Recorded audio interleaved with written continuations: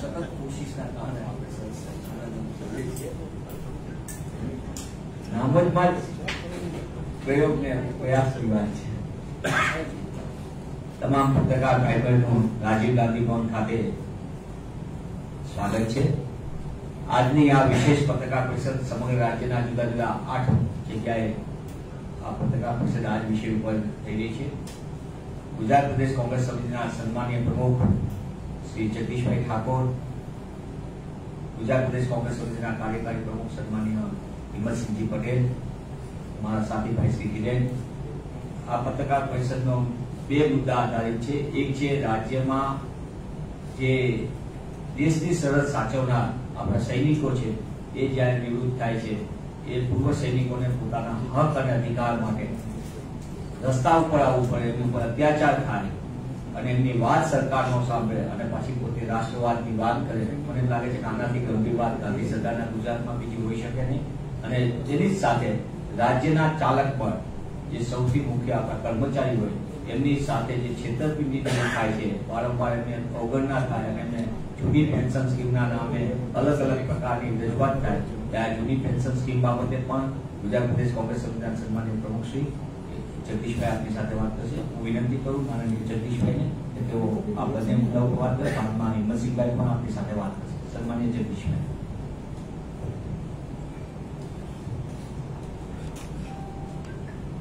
આજની પત્રકાર પરિષદમાં ગુજરાત પ્રદેશ કોંગ્રેસ સમિતિના કાર્યકારી અધ્યક્ષ માન્ય હિંમતભાઈ, અમારા પ્રવક્તા ભાઈ શ્રી મનીષભાઈ, ભાઈ બેંકર, આપ સૌ પત્રકાર ભાઈઓ અને બહેનો, છેલ્લા 5 દિવસથી નિવૃત્ત સેનામાં ફરજ બજાવીને નિવૃત્ત થયેલા કર્મચારીઓ ગાંધીનગરમાં ધામા નાખીને બેઠા છે. ઘણા સમયથી એમની જે પડતર માંગણીઓ છે એના માટે આંદોલન કરી રહ્યા છે. સૌ પ્રથમ તો સરકાર સાથે વાટાઘાટો કરી, સરકારને વિનંતી કરવા છતાં પણ સરકાર તરફથી કોઈ સારો પ્રત્યુત્તર ન મળ્યો. એટલે આંદોલનની ભૂમિકામાં એમને મળેલા અધિકારની રૂએ એમણે આંદોલનો પણ કર્યા. થાકી અને 5 દિવસ પહેલા મોટા ચિલોડા આગળ ખૂબ મોટી સંખ્યામાં નિવૃત્ત ફરજ બજાવતા, સરહદો સાચવતા લશ્કરના જવાનો ભેગા થઈ અને ગાંધીનગર સચિવાલયમાં જે કમિટી બની છે મંત્રીશ્રીઓની, એ કમિટીને મળવા માટે આવતા. તે દરમિયાન તેમને રોકવામાં આવ્યા, લાઠીચાર્જ થયો અને લાઠીચાર્જ ને ધક્કામુક્કીના કારણે એક નિવૃત્ત સેનાના જવાન શહીદ થઈ ગયા. એમના શહીદીના સમાચાર મળ્યા અને અમે તાત્કાલિક ગાંધીનગર સિવિલ હોસ્પિટલ પહોંચ્યા. ત્યાં અમે જે દ્રશ્યો જોયા એ દ્રશ્યો એ માનવ જગતને, માનવને કંપાવી દેવા હતા. સરહદો સાચવતા, દેશની રક્ષા કરતા, બોર્ડરોમાં દુશ્મન દેશોના સિપાહીઓની ગોળી મારતા કે સામી છાતીએ ગોળી ખાતા જવાનો, એમાંથી એક શહીદ થાય ત્યારે એમની ડેડ બોડીનું વહેલામાં વહેલું પીએમ થાય, એ ડેડ બોડી વહેલામાં વહેલી એમનો પરિવાર લઈ લે, એમની અંતિમ વિધિ વહેલામાં વહેલી થઈ જાય એવા ષડયંત્રો ભારતીય જનતા પાર્ટીની ગુજરાતની સરકાર અને તેના અધિકારીઓ રમી રહ્યા. ત્યાં પહોંચ્યા જે નિવૃત્ત સેનાના લોકોનું સંગઠન પગપાળા આવી રહ્યું હતું, એ વિનંતી કરતા હતા કે જગદીશભાઈ, અમે લોકો આવીએ નહીં ત્યાં સુધી આ ડેડ બોડી સચવાય એવી વ્યવસ્થા કરજો. 5 ધારાસભ્યો કોંગ્રેસ પક્ષના અમે લોકો ત્યાં હાજર રહ્યા અને 1500 થી 2000 નિવૃત્ત સૈનિકોનું ટોળું ત્યાં આવ્યા પછી એમણે જે વિનંતી કરી કે આ જે જવાન શહીદ થયા છે એને 1 કરોડની રાશિ રાહત તરીકે સરકાર આપે, શહીદનો દરજ્જો આપે અને માંગણીઓ એમની જે છે માંગણીઓ અમારી સ્વીકારો એવી વિનંતી કરી. અમે લોકો ત્યાંથી નીકળી ગયા પછી જે મધરાતે બનાવો બન્યા, જેટલા નિવૃત્ત સૈનિકો હતા એના કરતા 4 ગણી પોલીસ, આ નિવૃત્ત સૈનિક જે શહીદ થયા એના પરિવારમાં ઉચ્ચ હોદ્દા ઉપર જે પોલીસમાં ફરજ બજાવતા હતા અને એમનો દીકરો પોલીસ કોન્સ્ટેબલ કે પોલીસમાં ફરજ બજાવે છે એના ઉપર અત્યાચાર કરવામાં આવ્યો અને દબાવવામાં આવ્યો. તારી નોકરીની સલામતી નહીં રહે એમ કરી અને ડેડ બોડી એના પરિવાર દ્વારા લેવડાવી અને આ સૈનિકો બેઠા હતા એને કોર્ડર કરીને ત્યાંથી ડેડ બોડી લેવડાવી અને એમના ઘરે પહોંચતી કરી. ત્યારના પૂર્વ સૈનિકો ગાંધીનગર બેઠા છે. સચિવાલયમાં વારંવાર વિનંતી કરે છે. એમને ગઈકાલે કેવડાવવામાં પણ આવ્યું ને ગઈકાલે રાત્રે 9, 10, 11 વાગ્યા સુધી હું એમના સંપર્કમાં હતો. મેં કહ્યું છેલ્લી શું માંગણીઓ છે? કે સાહેબ અમારી લાંબી કોઈ માંગણીઓ નથી.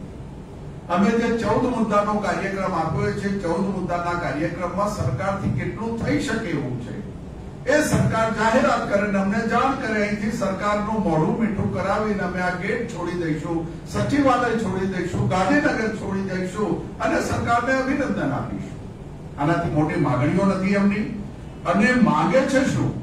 દેશની જે સુરક્ષાઓ કરી રહ્યા છે એ લોકો જે સર્વિસ દરમિયાન મૃત્યુ પામે એમાં ફિઝિકલ ફિટનેસ હોય એવાની નોકરી માંગે છે. 10% અનામતની વાત છે તો એને ચુસ્તપણે અમલ થાય એ માંગે છે. સૈનિકો નોકરી દરમિયાન કાયમી નથી તો એના બાળકને 12મા પછીના ઉચ્ચ અભ્યાસમાં રિઝર્વ સીટ માંગે છે. કોન્ટ્રાક્ટ પદ્ધતિથી જે ભરતી થાય છે કોન્ટ્રાક્ટ પદ્ધતિની સિસ્ટમને નાબૂદ કરવાની વાત કરે છે. અને એ લોકો નિવૃત્ત થાય ત્યારે ગ્રામ્ય વિસ્તારમાં એમને ખેતીની જમીન મળવી જોઈએ એવો કાયદો છે, ઠરાવ કર્યો છે, જીઆર કર્યો છે. ખેતીની જે મર્યાદા નક્કી થઈ છે એટલી જમીન મળે. ખેતીની જમીન ગ્રામ્ય વિસ્તારોમાં નથી મળતી તો શહેરી વિસ્તારોમાં એમને સસ્તા દરે રહેણાંકનો પ્લોટ મળે. આ નાની નાની માંગણીઓ એમની જે છે એ માંગણીઓથી ભારતીય જનતા પાર્ટીની ગુજરાતની સરકાર મોં ફેરવી રહી છે. માંગણીઓ તો બાજુએ રહી. 5 દિવસથી નથી અમને કોઈ મળવા આવતું, નથી અમને કોઈ સાંત્વના આપવા આવતું. અને ગુજરાત પ્રદેશ કોંગ્રેસ સમિતિથી વતીથી અમે માંગણી કરીએ છીએ કે આ પૂર્વ સૈનિકો જે દેશની રક્ષા કરીને નિવૃત્ત થયા છે એવા લોકો ઉપર લાઠીઓ નહીં ચલાવો, 144ની કલમનો ઉપયોગ ના કરશો.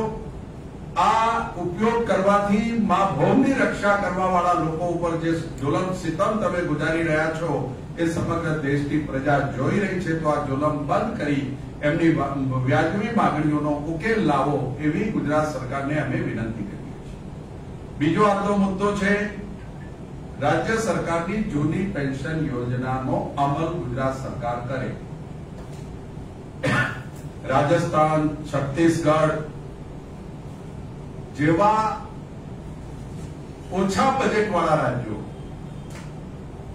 ઓછો વિકાસ થયેલા રાજ્યો જ્યારે જૂની પેન્શન યોજના સ્કીમને સ્વીકારતા હોય, ત્યાંના કર્મચારીઓને એનું સંરક્ષણ કરતા હોય, એ કર્મચારીઓને એનો લાભ આપતા હોય તો સમગ્ર દેશનું ગુજરાત મોડલ જે ભારતીય જનતા પાર્ટી કહે છે સૌથી વિકસિત રાજ્ય ગુજરાતને આપણે ગણીએ છીએ તો ગુજરાતના કર્મચારીઓને આ જૂની પેન્શન યોજનાનો લાભ કેમ નથી મળતો? સવાલો કર્મચારીઓ કરી રહ્યા છે.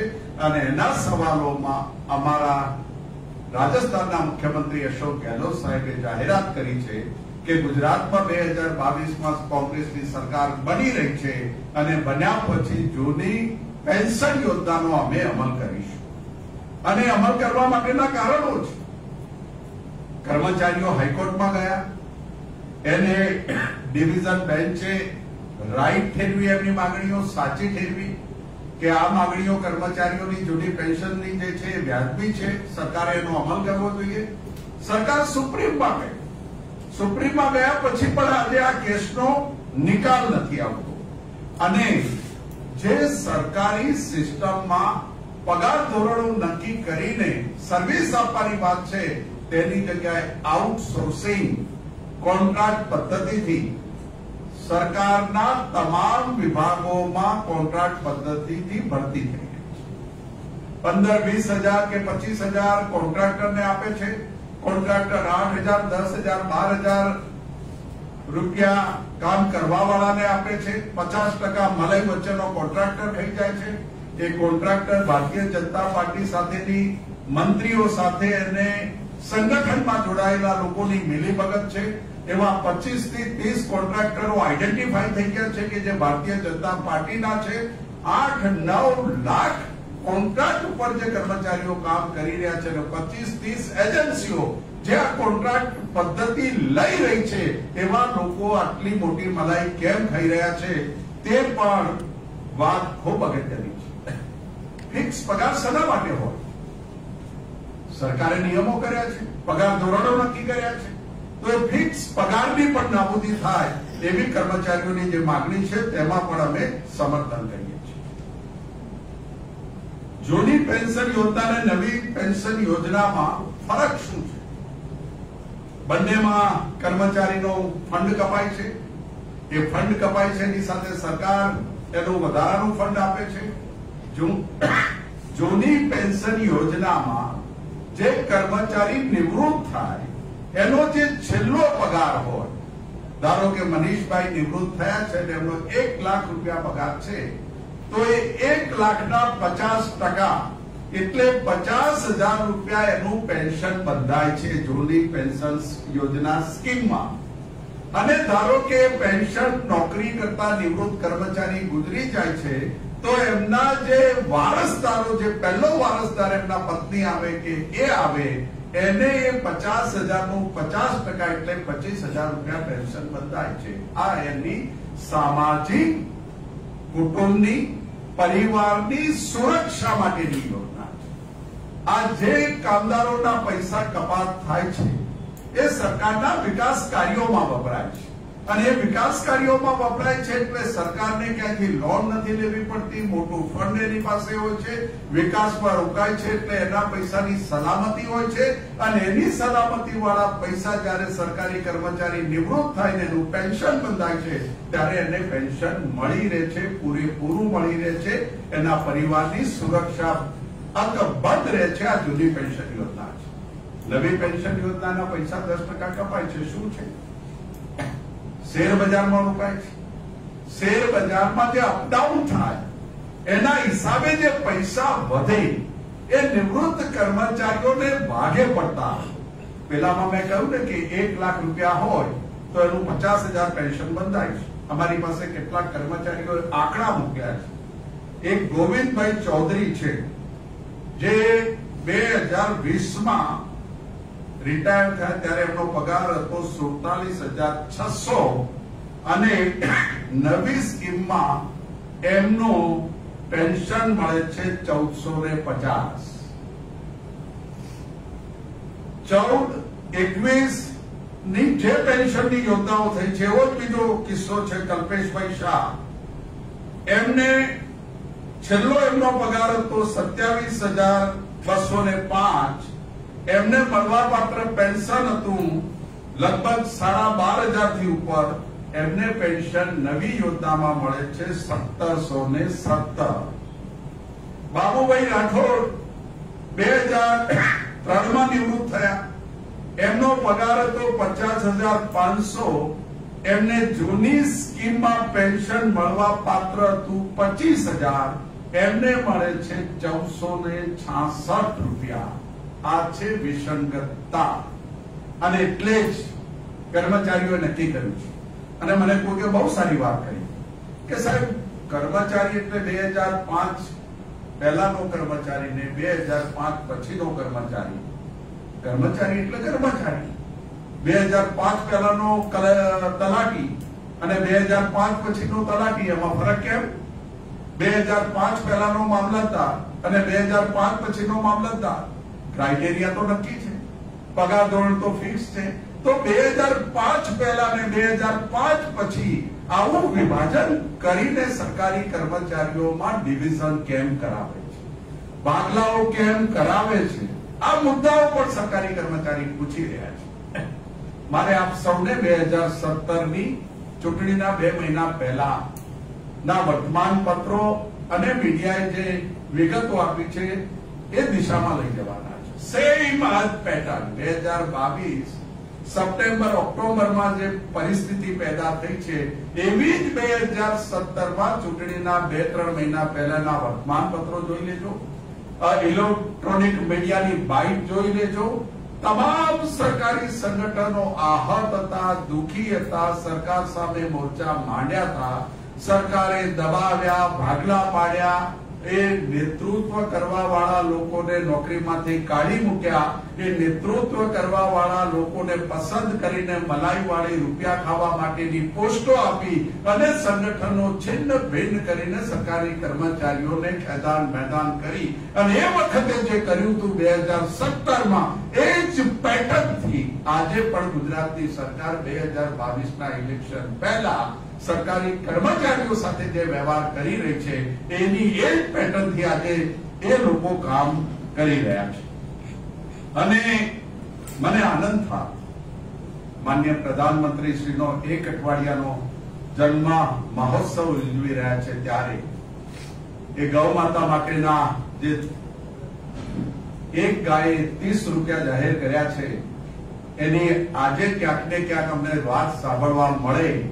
એ બાબર, એ કચ્છ, એ દિયોદર, એ બનાસકાંઠા કે સુરેન્દ્રનગર, કચ્છના કે કોઈ પાંજરાપોળમાંથી ક્યાંક ઇલેક્ટ્રોનિક મીડિયાના મિત્રોને સાથે લઈ અને સરકારના કોઈક વગદાર મંત્રી જઈને જેટલી ગાયો છે એની ગણતરી કરીને એક ગાય દીઠ 30 રૂપિયા આપવાની જાહેરાત સરકારે કરી હતી ને એનું 500 કરોડ ફંડ એલોકેશન કર્યું હતું. એ ક્યાંક ને ક્યાંક આવો ચેક કે રૂપિયા આપવા મીડિયાને સાથે લઈને જાય એવી વિનંતી કરું છું. પ્રધાનમંત્રી જન્મદિવસની ઢેર સારી શુભકામનાઓ. આજે આ કર્મચારીઓ જન્મદિવસના દિવસે આપની પાસે હાજરી કરી રહ્યા છે. જે કર્મચારીઓને કર્મયોગી બનાવ્યા, જે આંગણવાડીઓને મા જશોદાનું નામ તમે આપ્યું, જે કર્મયોગીઓને તમે ટ્રેનિંગો અને તાલીમો આપી અને સજ્જ બનાવ્યા અને યોદ્ધાઓ કયા, ગુજરાતની 6.5 કરોડની પ્રજાની વિકાસની ગાથાના લખનારા કયા, એમને નવાજ્યા, એમને તમે સરસ મજાના શબ્દોના શણગાર સજાવી અને એમને તમે ખૂબ મોટા કર્યા.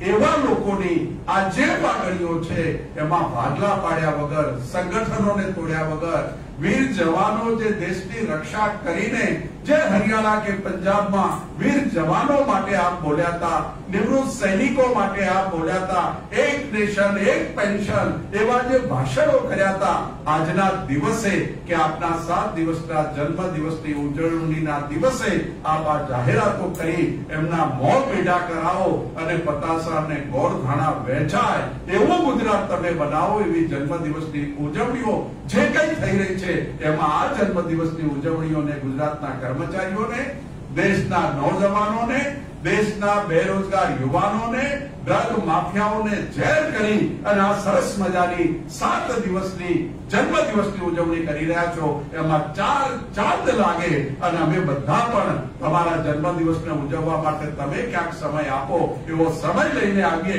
એવી જન્મદિવસની ઉજવણી આપ કરો એવી ગુજરાત પ્રદેશ કોંગ્રેસ સમિતિ વતીથી આપને વિનંતી કરું છું. આ સિવાયની જે નાની મોટી થોડીક આ બંને મુદ્દા ઉપર છે એમાં માન્ય હિંમતભાઈને વિનંતી કરીશ કે આપણને વાત કરે.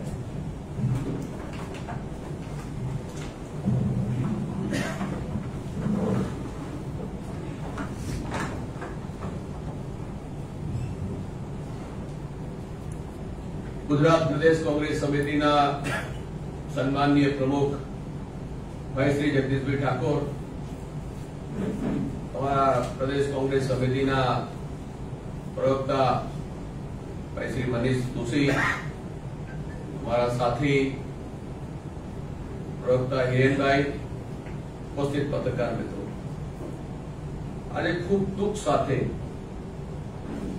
જે પ્રશ્નોની આપણે ચર્ચા કરી રહ્યા છીએ કે આપણને પણ વેદના થાય કે જે લોકોએ સરકારને ખૂબે ખૂબા ભરીને મતો આપ્યા છે, ગુજરાતમાં 27 વર્ષથી ભારતીય જનતા પાર્ટીની સરકાર, અને આજે લોકો પોતાના હક અને અધિકારો માટે જે રીતે આંદોલનો કરી રહ્યા છે, હું માનું છું કે આ સરકારે થોડી તો શરમ કરવી જોઈએ. જે રીતે પૂર્વ સૈનિકોનો પ્રશ્ન ઉપસ્થિત થયો છે, પૂર્વ સૈનિકો માટે કોંગ્રેસ હર હંમેશા એના સમર્થન ઉપર રહી છે. કોંગ્રેસ હર હંમેશા એના હક અને અધિકારો માટે કોંગ્રેસની સરકારો રહી હોય ત્યારે એમાં પડખે કોંગ્રેસ પાર્ટી રહી છે.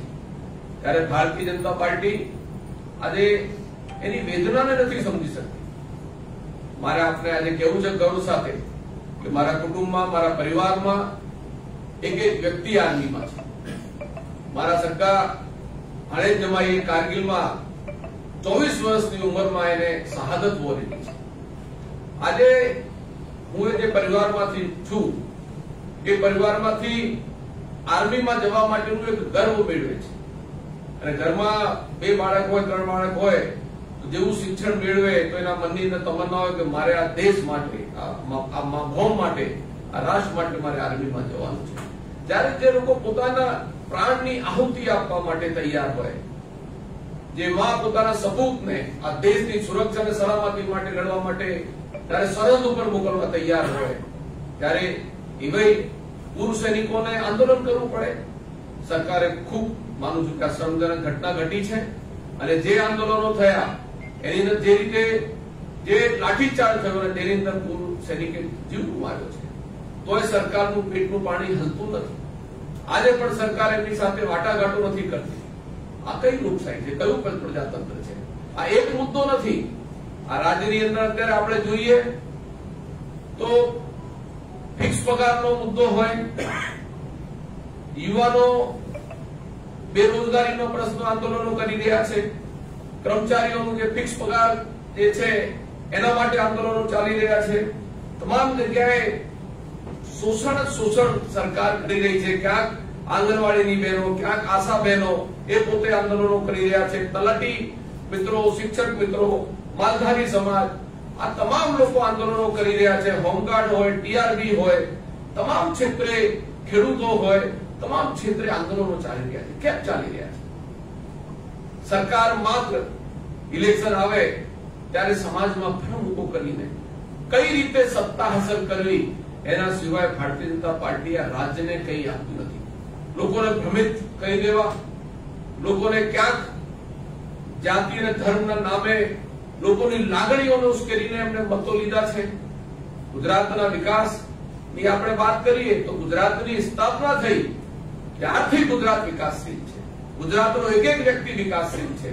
અમને જે વારસો મળ્યો છે પૂજ્ય મહાત્મા ગાંધી, સરદાર વલ્લભભાઈ પટેલ સાહેબ કે જેમને સમગ્ર રાષ્ટ્ર નેતૃત્વ આપ્યું છે, જેમને ગુજરાતનું નિર્માણ કર્યું છે, અને જેમને ગુજરાતનું જે વૈશ્વિક કક્ષાએ આપણે જોઈએ કે ગુજરાતની અંદર જે ઇન્ફ્રાસ્ટ્રક્ચર, જે શરૂઆતથી જે ઇન્ફ્રાસ્ટ્રક્ચર જે ઉભું હતું, આજે ભારતીય જનતા પાર્ટીના રાજ્યમાં વિકાસ થતું અટકી ગયું છે.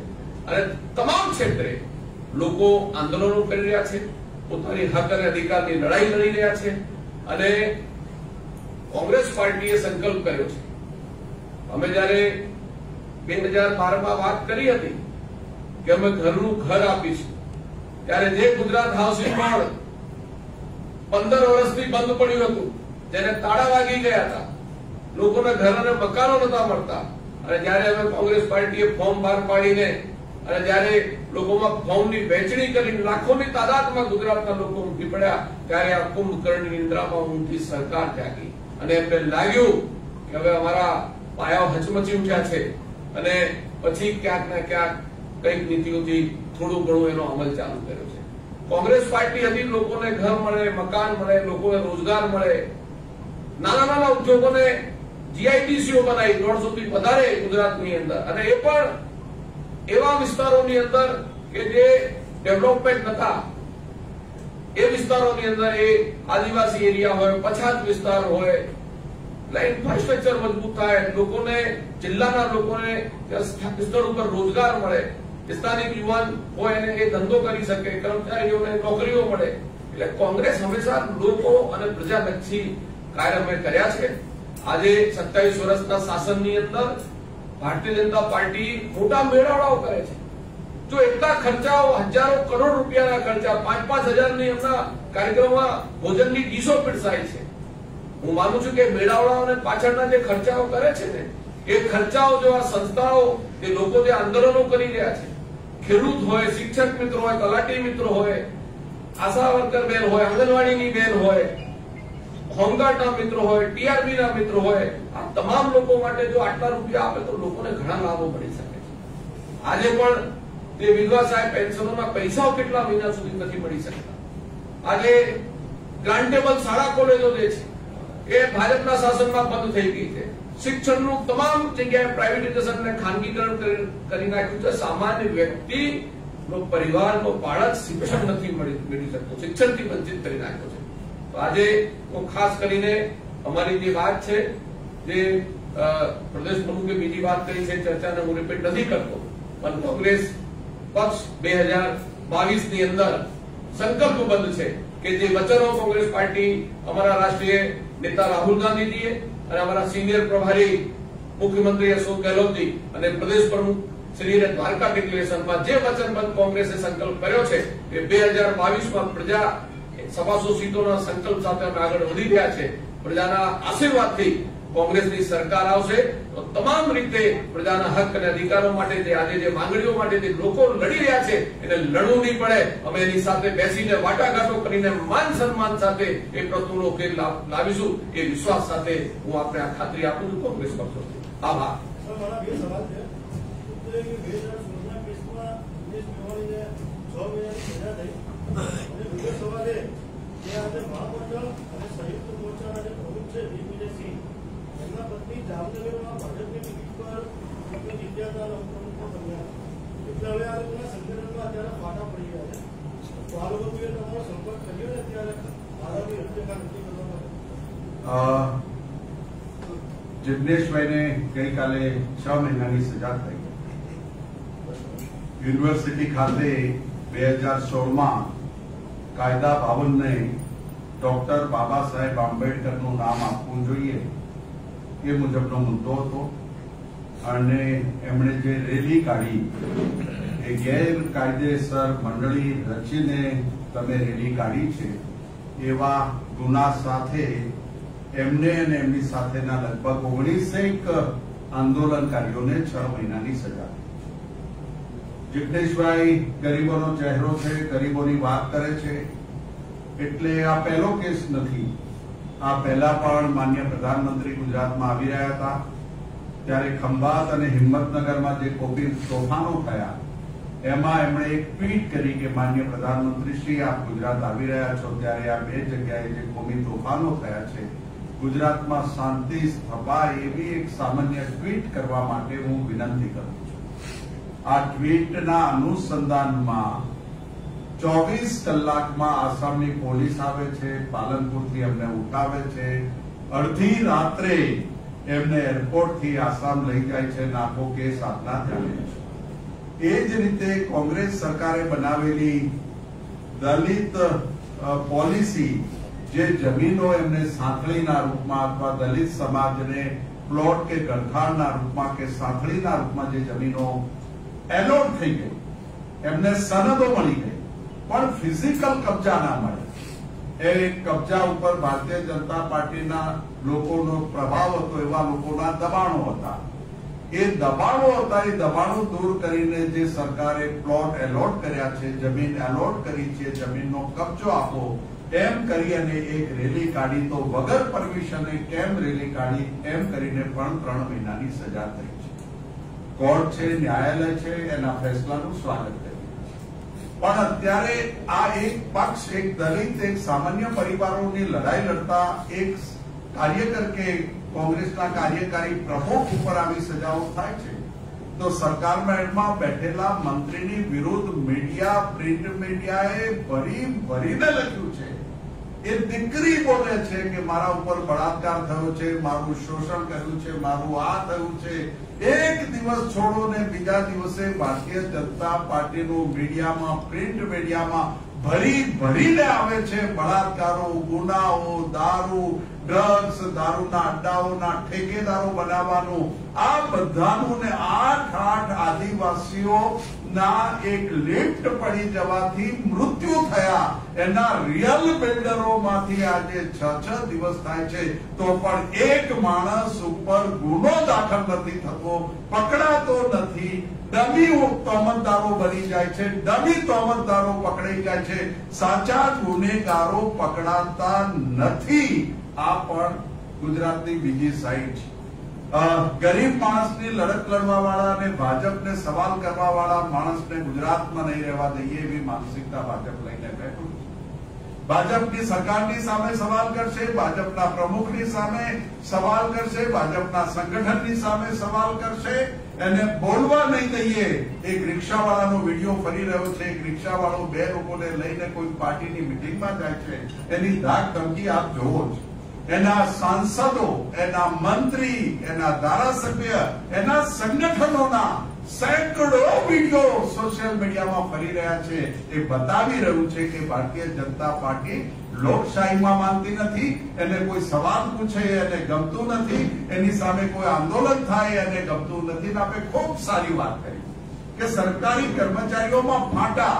ભૂતકાળમાં જે આંદોલન થયું એ આંદોલન કરવા વાળા નેતાઓનો જો બાયોડેટા આજે તમે શોધવા નીકળશો તો એ આંદોલન કરવા વાળા કોઈક ને કોઈ પહેલી બીજી હરોળના લોકો ભારતીય જનતા પાર્ટીમાં છે.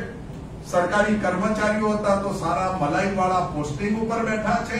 સંગઠનોમાં હતા, સરકારી કર્મચારીઓના સંગઠનોમાં હતા તો ભારતીય જનતા પાર્ટીના સંગઠનોમાં છે. અને એનાથી વધી અને આવતા દિવસના 2022ના ભારતીય જનતા પાર્ટીના ધારાસભાના ટિકિટદારો પણ આવા લોકો બની રહ્યા છે. એની નીતિ રહી છે સંગઠન મજબૂત ના થવું જોઈએ, અમને કોઈ પૂછવા વાળું ના હોવું જોઈએ. એ થાય તો ફૂટ પડાવો, પૈસાથી છેરટ કરી નાખો, ખોટા કેસો ઉભા કરો, માનસિક રીતે એને તોડી નાખો. આ ભારતીય જનતા પાર્ટીની નીતિ રહી છે. એનો ભોગ જિગ્નેશભાઈ બની રહ્યા છે, એનો ભોગ કોંગ્રેસનું સંગઠન બની રહ્યું છે, એનો ભોગ સરકારી કર્મચારીઓના વ્યાજબી માંગણીઓના સંગઠનો બની રહ્યા છે. અને ગુજરાતમાં જે કોઈ વાત ઉપાડે છે એનો ભોગ બની રહ્યું છે. આપણે સમજાવવું છે. 2022ની ચૂંટણીને લઈ અને કોંગ્રેસ 4 જૂનમાં પદયાત્રા યોજવાનું આયોજન કરી રહી છે. કઈ રીતના આયોજન હશે અને ક્યાં સુધીમાં શરૂ થાય? આવતીકાલે ખૂબ ડિટેલથી આપ સૌને એની માહિતી પણ આપીશું. અને કાલે 11 વાગ્યાથી લગભગ 1-1.5 વાગ્યા સુધી અમારી પ્રદેશની કારોબારી છે. એમાં આપ સૌને નિમંત્રિત કરું છું. સવારથી જે કઈ કાલની તૈયારી થઈ રહી છે એના પણ વિઝ્યુઅલ 1-to-1 બધાની સાથે વાત કરવાનો પણ અવસર આપીશું. અમારી કારોબારીની મિટિંગમાં પણ કેટલીક જે રણનીતિ કોંગ્રેસ બનાવી રહી છે એની પણ વિગતે આપણે વાત કરીશું. અને કાલે સાંજે અમારી પીએસસીની મિટિંગ છે તો બીજા દિવસે પણ ઉમેદવારો અંગેની પણ જે પ્રક્રિયા થતી હશે એની વિગતે આપ સૌને માહિતગાર કરીશું. Thank you sir. શું છે આપણે જે વાત કરી કર્મચારીઓ છે કોંગ્રેસની સરકાર કર્મચારીઓ માટે શું પહેલે દિવસથી અમે કહીએ છીએ કે કોન્ટ્રાક્ટ અને આઉટસોર્સિંગની નીતિ બિલકુલ કોંગ્રેસની સરકાર આવે એ દિવસથી નાબૂદ થઈ છે. અને સુપ્રીમ હાઈકોર્ટની ડિવિઝન બેન્ચનો આ નિર્ણય છે કે ફિક્સ પગારની પદ્ધતિ હોય જ ન શકે. આ સરકારી કર્મચારીઓ સુપ્રીમમાં ગયા છે. સુપ્રીમમાં મુદત ઉપર મુદત, મુદત ઉપર મુદત. સુપ્રીમમાં પણ જો આ કેસનો ફેસલો આવશે ત્યારે બંધારણીય રીતે આ કેસ કર્મચારીઓના ફેવરમાં જ આવશે. તમે જે કર્મચારીને લો છો એના ધારા ધોરણ અને કર્મચારીઓની સિસ્ટમ પગાર પંચ સાથે બનેલી છે એને તમે ફિક્સ પગારમાં કે કોન્ટ્રાક્ટ પદ્ધતિમાં લઈ જ ના શકો. એ પદ્ધતિ શોષણવાળી છે. એ પદ્ધતિ મન ધડક કહાનીના રૂપમાં છે. એટલે સરકારની સિસ્ટમમાં એ છે જ નહીં. પણ આ થઈ રહ્યું છે એ નથી સુપ્રીમમાં એનો ચુકાદો આવવા દેતા, પણ અમે બંધાઈએ છીએ કે જે દિવસે કોંગ્રેસની સરકાર બનશે એ દિવસે ફિક્સ પગાર અને કોન્ટ્રાક્ટ સિસ્ટમની પદ્ધતિ આઉટસોર્સિંગની પદ્ધતિ નાબૂદ કરીશું. Thank you.